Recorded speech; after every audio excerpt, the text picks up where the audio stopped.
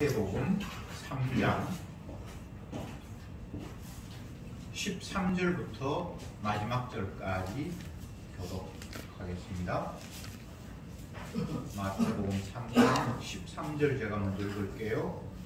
이때에 예수께서 갈릴리로서 요단강에 이르러 요한에게 세례를 받으려 하신대 요한이 말하여 가로되 내가 당신에게 세례를 받아야 할 터인데 당신이 내게로 오시나이까. 예수께서 대답하여 가라사대 이제 허락하라. 우리가 이와 같이 하여 모든 의를 이루는 것이 합당하니라 하신대 이에 요한이 허락하는지라. 예수께서 세례를 받으시고 곧 물에서 올라오시되 하늘이 열리고 하나님의 성령이 비둘기같이 내려 자기 위에 임하시는 보시더니 하늘로서 소리가 있어 가로되 이는 내 사랑하는 아들이요 내 기뻐하는 자라 하시니라. 아멘. 예수님이 세례를 받으시는 것은 신학적으로 이야기하면 공적인 생애가 시작되었다 이렇게 흔히들 신학자들이 이야기를 합니다.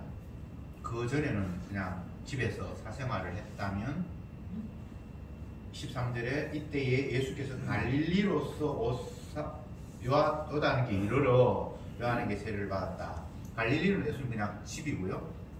여기에서 요단강, 갈릴리에서 예수님이 살던 나사렛에서 요단강까지는 거리가 꽤 됩니다. 갈릴리가 훨씬 더 북쪽에 있고 요단강은 아래쪽 남쪽으로 한참 내려와서 있는데 어쨌건 예수님은 요단강에서 세례를 받음으로 말미암아 공적인 생애가 시작이 되었다 이렇게 이해를 하시면 좋습니다. 세례 요한은 예수님보다 6개월 먼저 태어났습니다. 그리고 주님의 길, 자기 뒤에 오시는 메시아를 활동하게끔 이렇게 발판을 마련하는 그런 기능과 역할이 주어졌습니다. 그래서 내 뒤에 오시는 이 옛날 사극 같은 걸 보면 높은 사람이 임금이나 이런 사람들이 도착하기 전에 앞에 졸들이 물러거라 물러거라 그러면서 임금님 행차시다 라고 이렇게 말하는 장면을 떠올리면 세례 요한의 역할을 이해하실 수 있을 겁니다. 세례 요한이 그런 역할을 했어요. 사람들을 향해서 독사의 새끼들아 회개해라 막 이렇게 외쳤는데 그 자기의 외침은 진짜 심판하실 분이 오셔서 독사의 새끼들아 라고 이야기한 것 똑같은 이야기 같은데 앞에 세례 요한의 이야기는 그냥 뒤에 오시는 분의 이야기를 먼저 내 뒤에 오시는 분은 진짜 심판하실 분이야 너희들 준비해야 돼 이런 기능을 했다 이렇게 이해를 하시면 좋을 것 같습니다.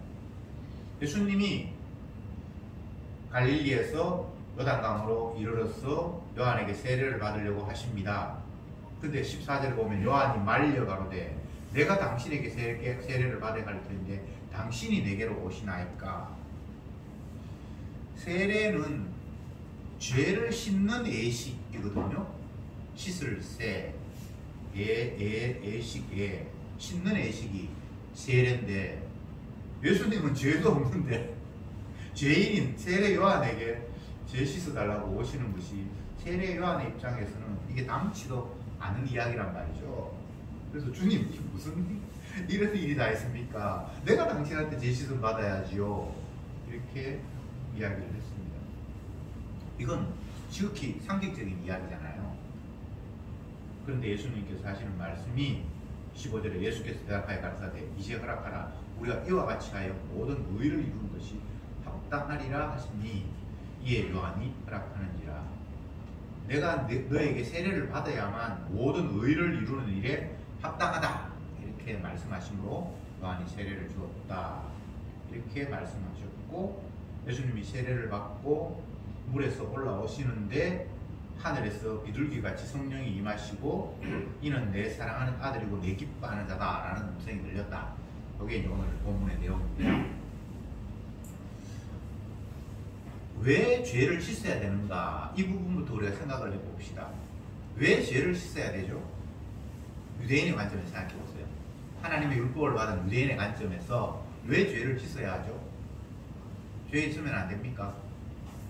이 부분부터 우리가 정리를 해야 되는데, 율법의 관점에서 죄는 심판과 연결됩니다. 그럼 의는, 이건 영생과 관련이 있어요? 이게 율법의 요약이에요. 죄가 있는데 죄를 안 씻으면 심판받아요. 저주받아요. 지옥 가요. 그러니까 죄 문제를 해결해야 될 거 아니에요. 세례 요한은 예수님의 본격적인 메시아의 기능을 하기에 앞서서 내 뒤에 오시는 분은 이런 분이다라고 앞에서 막 떠들고 광야에서 외치는 일을 했는데, 그 일의 일부가 사람들에게 죄 씻음 받아야 된다라고 외치면서 물로 세례를 주는 일을 했습니다. 세례라는 것은 세례 요한이 등장해서 요단강에서 세례를 베풀기 이전에는 세례가 없었습니다. 이거 독특한 일이에요. 처음 세례 요한이 이런 일을 했습니다. 그런데 구약에도 힌트는 있습니다. 문둥이나 정결하지 못한 사람이 정결 예식을 취하는 그런 방법이 성경에 기록이 되어 있고, 근데 또 다른 것은 신약에서 구약의 어떤 행위들을 세례와 연관지어서 이야기하는 것들이 몇 군데 나타납니다. 예를 들면 이스라엘 백성들이 홍해를 건넜다. 그걸 세례로 신약에서 규정을 하고 있고요.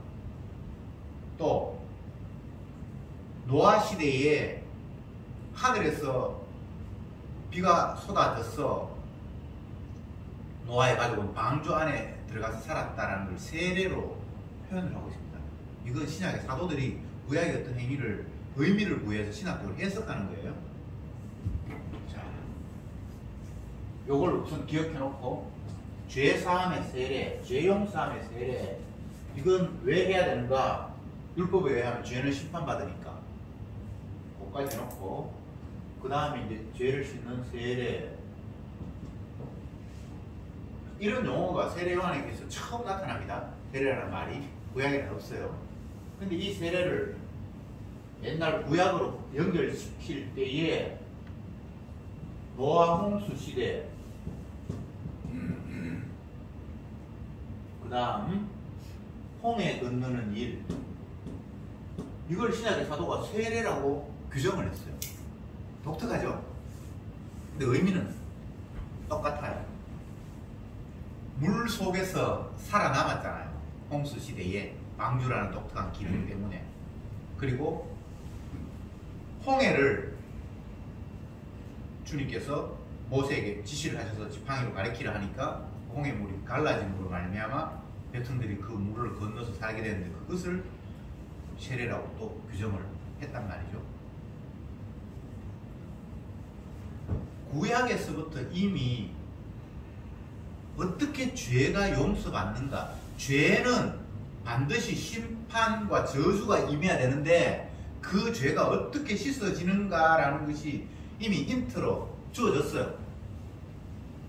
구체적으로 신약에서는 힌트뿐만이 아니라 직접 예수님께서 뭔가를 행하심으로 말미암아 죄 씻음이 완성이 되는 그런 구도인데, 그 첫 번째 일이 예수님이 세례를 받는 것이 자기 백성의 죄를 씻는 것과 결부되어 있어요. 그래서 모든 의를 이루는 것이 합당하니까 내가 너에게 세례를 받아야 된다. 예수님이 이렇게 말씀을 하셨습니다. 우리는 죄를 씻는다라고 하면 상식적으로 죄 지은 본인이 그 죄를 씻어야 되잖아요. 오늘날 모든 국가에서 법이 다 주어져 있는데, 나라라고 하면 다 법이 있을 거 아니에요. 그러면 그 법에 의하면 죄를 범한 사람이 그 죄의 무게에 따라서 형벌을 받아서 그 형벌의 기간이 끝이 나면 그는 죄가 씻어졌다라고 이렇게 규정이 돼 있잖아요. 예를 들어 어떤 사람이 폭행을 저질렀다.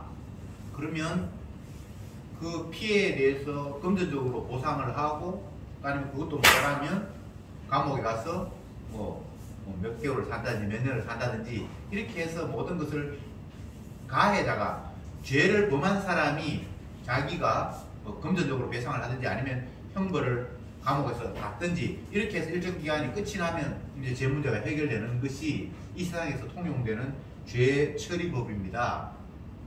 그런데 성경에서 하나님께서 말씀하시는 죄 씻음은 그런 방법으로 안 되는 거예요. 죄를 범했으면 심판을 받는다. 그러면 죄인이 죄를 씻음 받으면 심판이 없을 텐데 인간적인 관점에서 죄를 씻을 방법이 없어요. 이게 하나님께서 마련하신 규정입니다. 왜 그러지? 왜 그러지? 회개하라 이렇게 얘기하니까 죄 씻음 받으라 이 말인데 죄 씻음 받으라 이렇게 이야기하니까 사람들은 어떻게 생각합니까? 내가 입으로 죄인이라고 고백하고 용서해 주세요 하고 남한테 피해 입힌 거 있으면 갚고 뭐 이런 식으로 하면 죄가 씻음 받을 것 같다고 생각을 해서 예수님 당시 유대인들도 구약의 많은 성도들도 나름대로 그런 액션을 취했어요.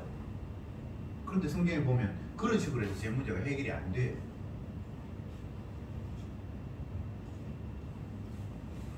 요즘 예배 시간에 우리가 시편을 계속 보고 있는데 지난주 본문에서도 시편 106편이었습니까? 그 본문 가운데에서도 이스라엘 백성들이 하나님 앞에 반역을 행함으로 말미암아 하나님이 진노하셔서 그들에게 벌을 내리시는데 모세가 중간에 끼어들어서 하나님의 진노가 멈추었다. 이런 본문이 나타나 있어요. 오늘 말씀에 아마 또 그런 내용들이 나올 거예요. 분명히 죄에 대해서 심판의 폭격이 가해지는데 뭔가가 끼어들므로 말미암아 그 심판이 멈추는 일들이 구약에도 이미 힌트로 주어졌어요.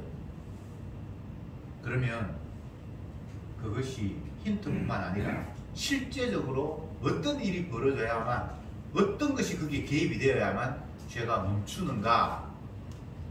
그것은 중보자 예수님이 개입되는 겁니다. 지금 예수님이 죄도 없으신데 죄 씻음 받아야 되는 세례, 죄를 씻어야 된다라고 죄 씻는 예식에 참여하시고 이런 것들이 그냥 인간 상식에서는 있을 수 없는 일이고 말도 안 되는 이야기예요. 죄 있는 자가 죄 씻음 받아야 되는데 죄 없는 사람이 죄 씻음 받는다는 게 말이 안 되잖아요. 근데 예수님은 이렇게 해야만 의를 이룬다라고 이야기를 하셨습니다.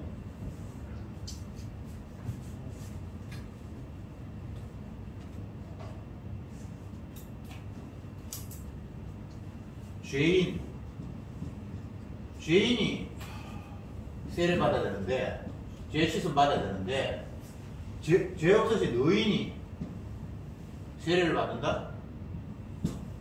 이게 상식적으로 있을 수 없는 이야기잖아요. 그런데 구약의 예언에 보면 하나님의 아들이 이 땅에 오셔서 자기 백성의 죄를 뒤집어 쓰고 이걸 담당하고 라고 말했습니다. 그렇게 함으로 말미암아 그 백성이 받아야 될 저주와 심판을 주님이 대신 받았어요. 하나님의 아들이 대신 받았으니까 그들은 이제 의롭게 되었고 용서되었다라는 이런 이야기를 이미 선지자를 통해서 하셨습니다. 그게 이제 그 선지자를 통해서 하신 말씀이 이제 때가 되어서 예수님께서 직접 자기 백성의 죄를 담당하는 모습이 세례의 모습으로 1차적으로 완성이 되는 겁니다. 죄가 없는데 죄인이 된 거예요. 세례를 받음으로 말미암아 그러면서 물에서 다시 나옴으로 말미암아 용서받는데 요거까지도 아직은 그림자예요. 진짜 죄를 담당하는 모습은 죄의 싹은 사망이잖아요. 죄의 결과는 죽음이잖아요. 예수님께서 십자가에서 죽습니다. 세례는 흉내내기에 지나지 않습니다. 근데 실제는 예수님 백성의 모든 죄를 다 담당하셔서 죄인의 입장에서 A의 죄, B의 죄를 예수님이 가져오셨으니까 예수님이 이제 죄인이 된 거예요. 죄의 싹은 뭐라고요? 사망. 그래서 예수님 십자가에서 죽습니다. 이게 진정한 세례예요.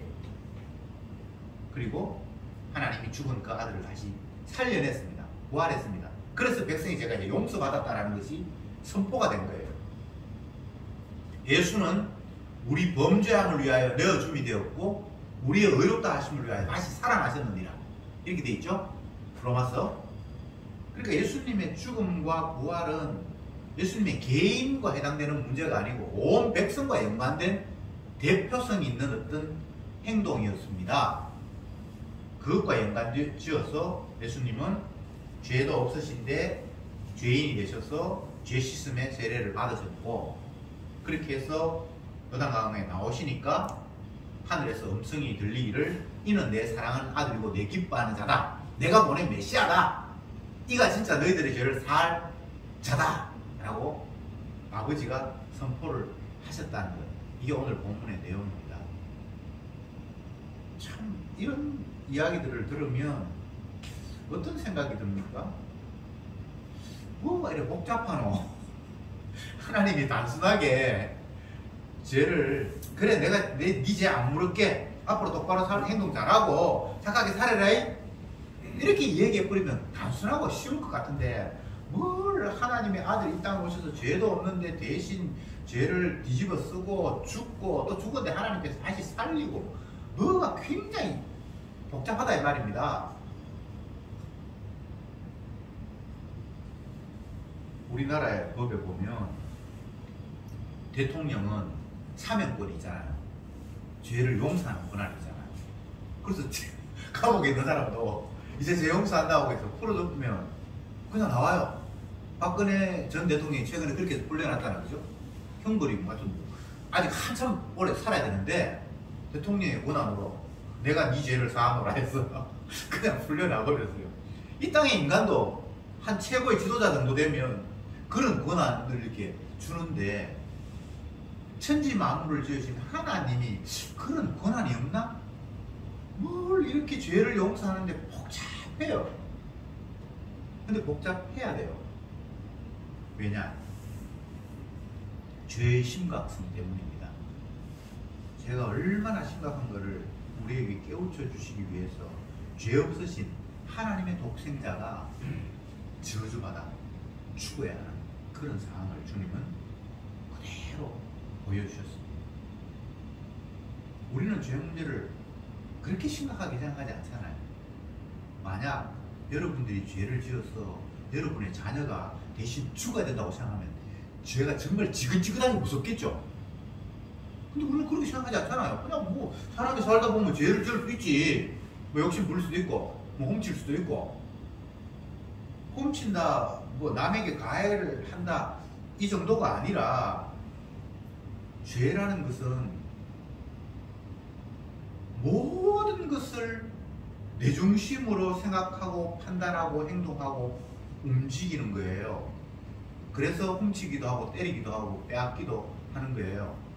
나를 위해서, 내 이익을 위해서 내가 중심이 돼야 되기 때문에. 그러니까 하나님이 중심이 아니라 내가 중심이 되어 있기 때문에 죄는 자연스럽게 발생이 되는 거예요.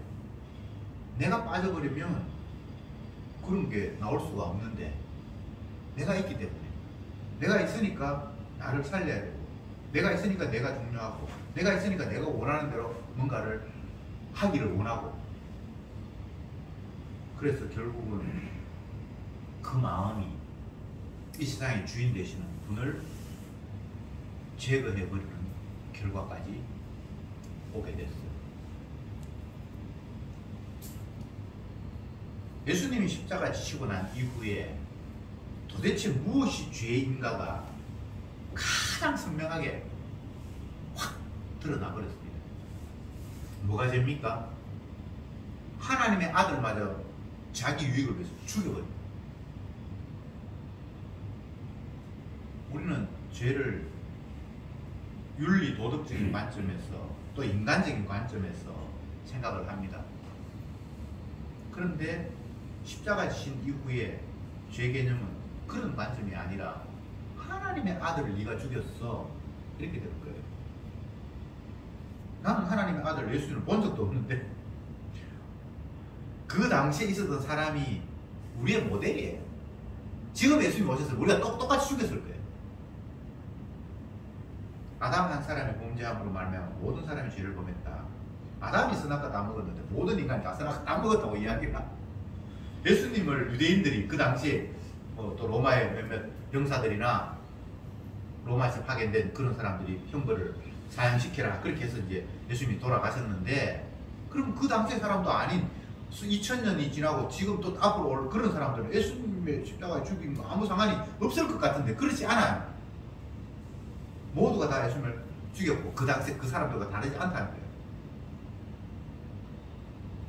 참, 이런 이야기들을 성경이 하고 있는데, 이게 믿음이 주어지지 않은 사람들은 도대체 그 말이 수용도 되지 않고 말도 안 되는 소리로 치부해버리겠죠.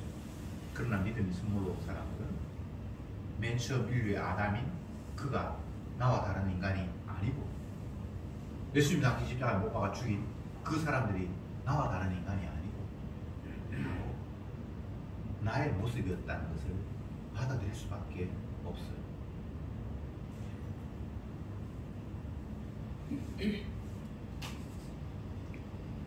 예수님은 아버지의 뜻에 따라 이 땅에 보내졌고, 아버지와 약속한 것 때문에 그는 죄인이 되어서 십자가에 죽어야 했고, 그렇게 해서 그 죽은 아들을 아버지가 다시 살림으로 말미암아 모든 인류의 주로 아들을 세우셨습니다. 이게 성경의 내용입니다. 이제 예수님은 십자가를 지셨기 때문에 자기 백성의 죄를 대신해서 죽었기 때문에 당당히 심판의 권한을 가집니다. 예수님의 자기의 죽음의 의미들을 예수님이 아버지와의 관계성 속에서 그렇게 해서 죽었는데 그 관계를 인정하지 않는 사람은 이제 진짜 죄인이고 심판받는 것으로 새 언약은 우리에게 말씀하셨습니다. 구약의 언약은 죄 지으면 저주받는다, 의를 행하면 영생을 얻는다, 그렇게 단순히 되었다면, 이제 신약에서의 죄 개념은, 구약에서의 죄 개념은 하나님 주신 규례, 율례들을 어기는 게 죄였습니다. 근데 신약에서는 하나님과 아들의 관계성 속에서 자기 백성의 죄를 대신해서 십자가 지셨는데, 피 흘리셨는데 그 피를 인정하지 않는 게 이제 죄가 돼요. 무슨 말인지 아시겠습니까? 이건 더 이상 회개할 방법이 없고 뭐가 누군가 대신할 방법이 없는 겁니다. 그게 새 언약입니다. 그래서 신약의 사도들은 날마다 예수님의 피를 이야기하면서 그게 복음이라고 이야기합니다. 기쁜 소식. 그것 외에 다른 복음은 없습니다. 그래서 자나깨나 예수님의 십자가 이야기만을 계속해서 전합니다. 그게 전도예요. 전도. 도를 전한다. 우리 한국의 전통 전통 종교 중에 도를 아십니까? 하면서 돌아다니는 사람이 있어요. 자기 나름대로 전도하는 거죠, 그죠? 도를 전하는 거죠. 근데 진정한 도는 예수님의 십자가에서만 출발합니다. 다른 진리가 없어요. 저희들이 어릴 때만 해도 도덕이라는 과목을 초등학교 때 배우잖아요. 도덕. 요즘은 윤리입니까? 도덕입니까? 어쨌든 그런 걸 배우잖아요. 도와 덕. 근데 그게 다 옛날 그 중국에서 유교 사상에서 비롯돼가지고 그걸 이제 우리 어릴 때 이제 배웠는데, 그게 도가 되겠습니까? 인간들끼리 같이 어울려서 살아야 되니까 내가 좀 양보하고 남을 귀하게 여기고 그러면 그 사람도 너를 귀하게 여기고 양보하고 이러면 서로 살기 좋은 거야. 이게 윤리 도덕이에요. 근데 거기에는 주가 없잖아요. 내가 주잖아요. 내가 중요하잖아요. 내가 사는 나라가 중요하고 내가 사는 지역이 중요하잖아요.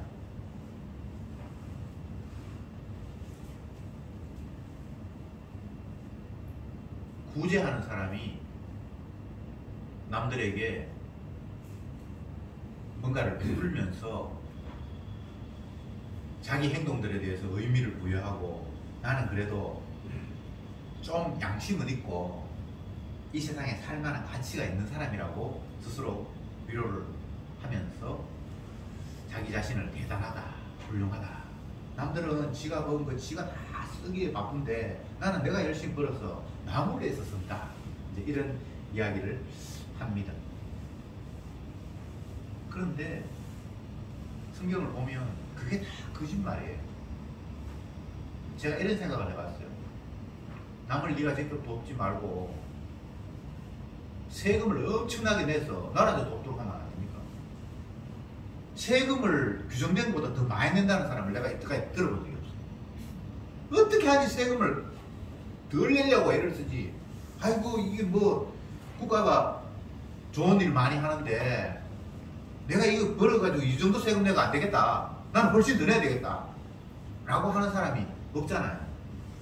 근데 지가 직접 돕는다고 하면서 뭔가를 하잖아요. 근데 그게 사실 생색내는 거예요. 돕는 거 아니거든요. 결국은 내한테 돌아오는 거예요. 내 하는 행위가. 다시 본문으로 돌아가서 예수님은 죄를 씻기 이전에 담당을 하세요. 이게 참 특이한 모습이에요. 제가 대통령이 되면 어떤 사람이 죄든 사할 수 있는 권한까지 있다라고 그 이야기를 했는데 하나님은 그런 식으로 죄를 사하지 않습니다. 그렇게 하면 죄가 얼마나 심각한지 몰라요.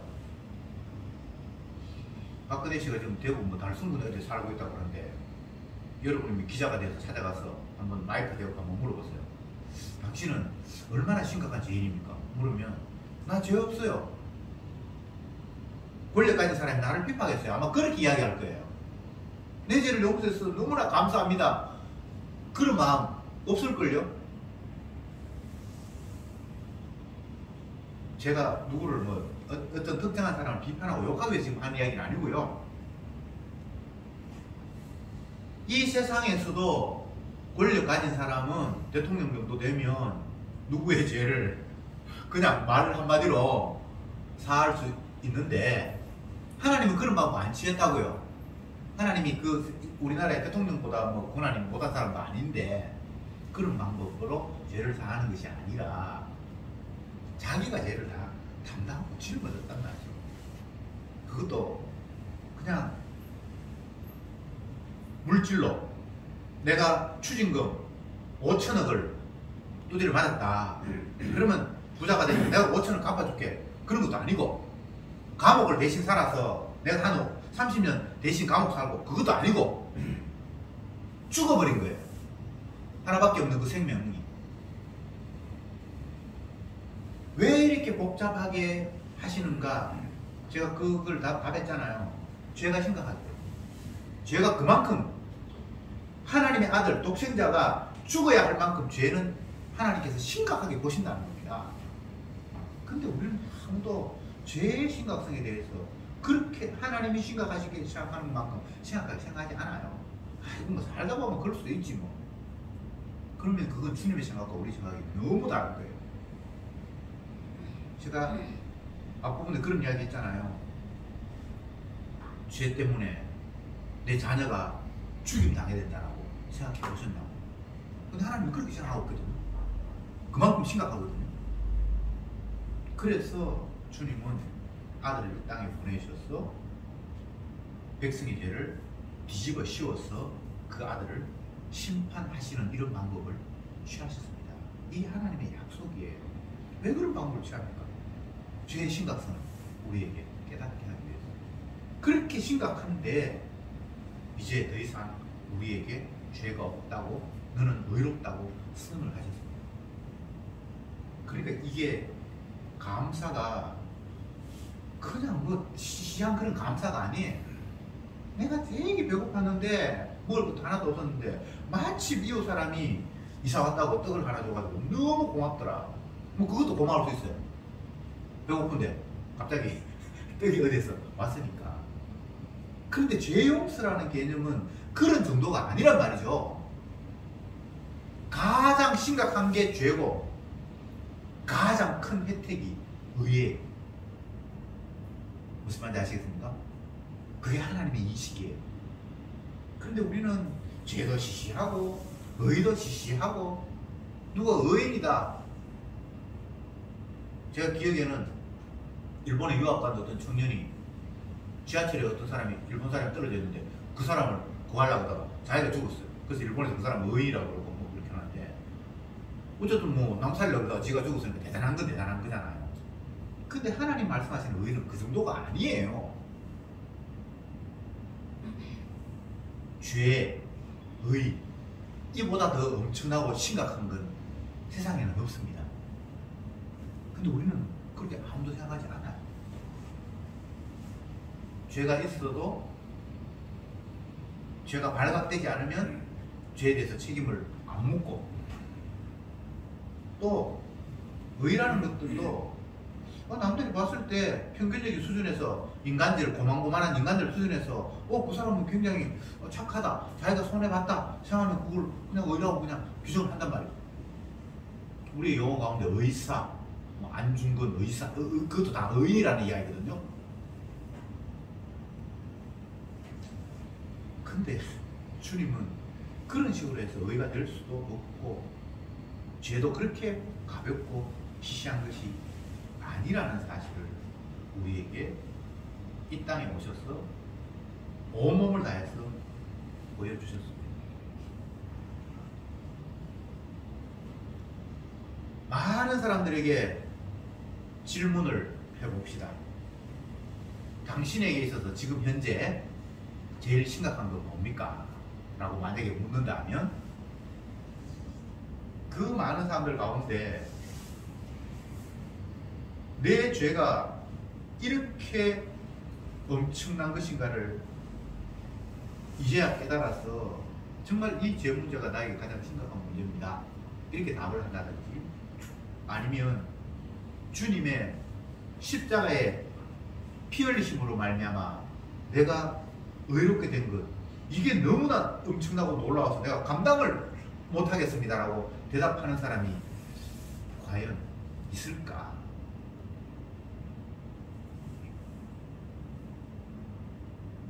빨리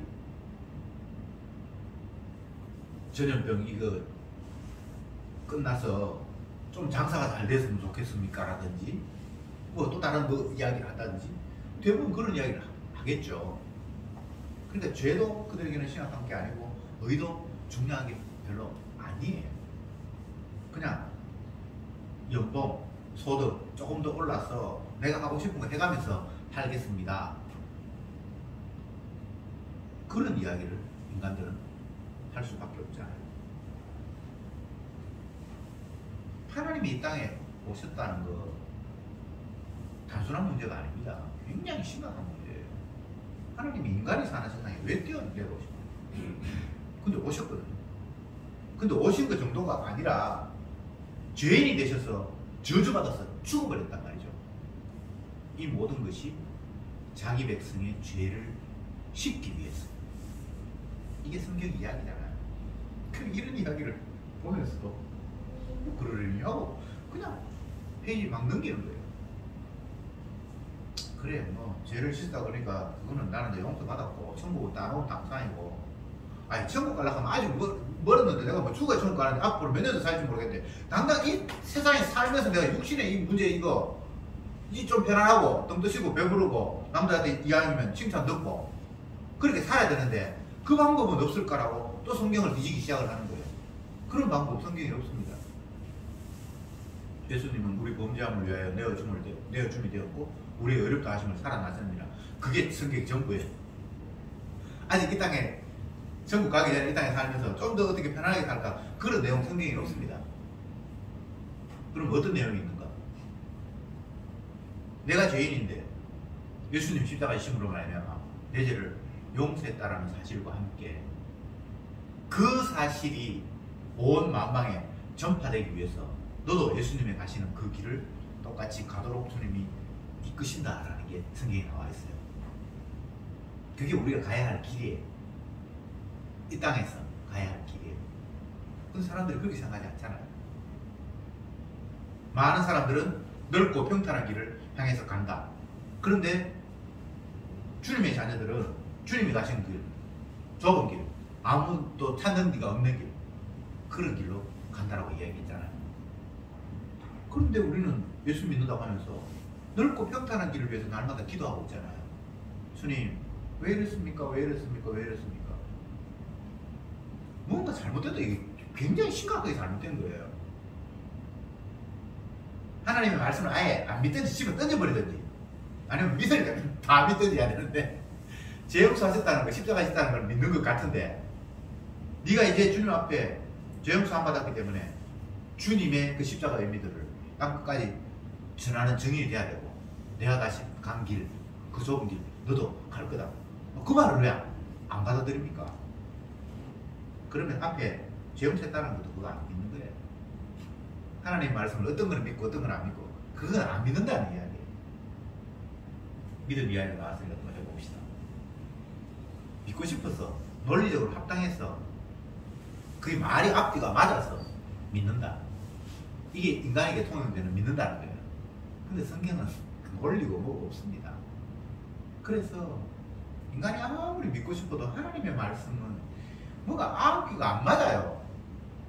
그래서 믿을 수가 없어요. 의심할 수밖에 없어요.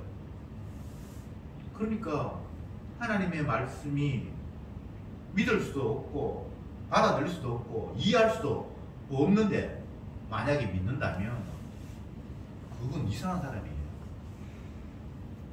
어떻게 이상한 사람? 믿음이 선물로 온 사람, 주의 영이 임한 사람. 예수님, 어떻게 하면 천국 갑니까? 사람들 관심은 그거잖아요. 우리도 그게 관심이잖아요. 예수님 만약에 있다면 그거 물을 거 아니에요. 근데 예수님 뭐라고 합니까? 율법에 뭐라고 기록되어 있냐? 아, 율법에 뭐 하나님 사랑하고 이웃 사랑하고 뭐 구제하고 뭐 그런 거 있잖아요. 그래. 그거지. 예수님이 그렇게 이야기할 때 이 사람은, 아, 나는 율법을 다 했으니까 천국을 갈 수 있겠구나, 이렇게 생각을 했겠죠. 그런데 율법 지킬 사람이 아무도 없다, 이렇게 예수님께 또 말씀을 하시는 거예요. 쉽게 이야기하면 인간은 천국 갈 수 없다는 거예요. 천국은 아버지와 아들이 계시는 나라지 죄인이 갈 수 있는 나라가 아니에요. 근데 우리는 너무 쉽게 결론만 그냥 탁 받아서 딱 취하고 나머지 것들은 다 그냥 생략해버려요. 그래 속 편하니까. 근데 성경은 그렇게 되어 있지 않아요. 제가 방금 말씀드린 것처럼 예수님이 대신해서 십자가 죽으시고 하나님이 그 죽은 아들을 살림으로 말미암아 우리를 죄에서 씻어서 어렵게 된 거는 맞는데, 그걸로 끝나는 것이 아니라 그 예수님의 십자가의 의미들을 증거하기 위해서 우리를 증인으로 삼았고, 그 증인의 모습 가운데 하나가 예수님이 가신 그 좁은 길을 같이 가는 게 증인의 모습인데, 우리는 아무도 좁은 길, 협착한 길, 아무도 찾는 리가 없는 그 길로 가기를 원치 않는 이런 희한한 마음을 갖고 있다 이 말입니다. 여러분이 뭐 그거에 원치 않든 말든 주님은 그 길로 데리고 가세요. 그거 내가 피할 수도 없고, 넓고 평탄한 길을 간다. 그러면 마지막에는 주님이 계신 곳 아니에요. 그럼 여러분 넓고 평탄한 길 뭐 가시든지 그거 뭐 가면서 좋아하시든지 그건 뭐 제가 어떻게 할 수 없습니다. 아이고, 뭐가 저 집은 하나님마다 잘 되네. 그거가 심각한 문제예요. 너희가 세상에서 환난을 당하라. 담대하라. 내가 세상을 이겼다. 이게 성도에게 주어진 운명이에요. 이 세상에서 환난을 당한대요. 왜? 남한테 사기쳐서 그게 아니고 복음 때문에, 예수님의 죄 씻음과 예수님의 의롭게 하심, 그 십자가의 의미들 때문에 환난을 당한대요.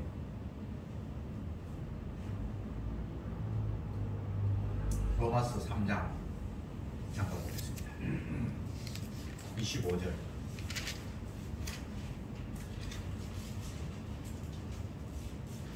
이 예수를 하나님이 그의 피로 인하여 믿음으로 말미암는 화목 제물로 세우셨으니 이는 하나님께서 길이 참으시는 중에 전에 지은 죄를 감고하심으로 자기의 의로우심을 나타내라 하심이니 곧 이때에 자기의 의로우심을 나타내사 자기도 의로우시며 또한 예수 믿는 자도 의롭다 하려 하심이니라. 하나님은 자기 피로 말미암아 자기 백성을 의롭게 하셨고 그렇게 해서 자기도 의로우시고 자기 백성도 의롭다고 하신 거예요. 이게 예수님께서 오늘 죄인이 되셔서 세례를 받으시는 이 자그마한 그림 속에 뒤에는 물로 제시를 받는 게 아니라 정말 십자가에서 죽으심으로 말미암아 자기 백성의 죄를 사한다라는 것. 그렇기 때문에 하나님이 이가 바로 내 아들이다라고 그렇게 지정하셨다는 거예요.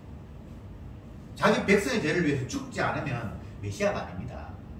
그냥 우리에게 기도하면 복 주고 어려움이 있으면 해결해 주고 그게 메시아가 아니에요. 메시아는 죄를 담당하시고 죽으신 분입니다. 죄 문제를 해결해 주신 분입니다. 기도합시다. 주님, 오늘 이 시간도 말씀을 통해서 다시 한번 세례의 의미에서 그 세례가 결국은 예수님이 십자가 지시는 것이었다는 사실을 확인하게 되었습니다. 세상에 수많은 사람들이 신을 찾고 하나님을 부르지만 그들이 요청하는 하나님은 내 육신의 문제를 해결해주고 편안하고 행복하게 살게 해주는 우상신이었습니다. 우리가 예수님을 믿으면서도 이런 주님으로 우리는 인식하고 있지는 않습니까? 주여, 약속의 말씀이 단 한순간도 벗어나는 일이 없고 그 말씀대로만 되어지는 이 형국에 제발 말씀을 귀히 여기며 말씀을 날마다 상고하며 말씀에 따라 인도받는 삶이 되게 저들을 이끌어 주옵소서. 예수님의 이름으로 기도드리옵나이다. 아멘.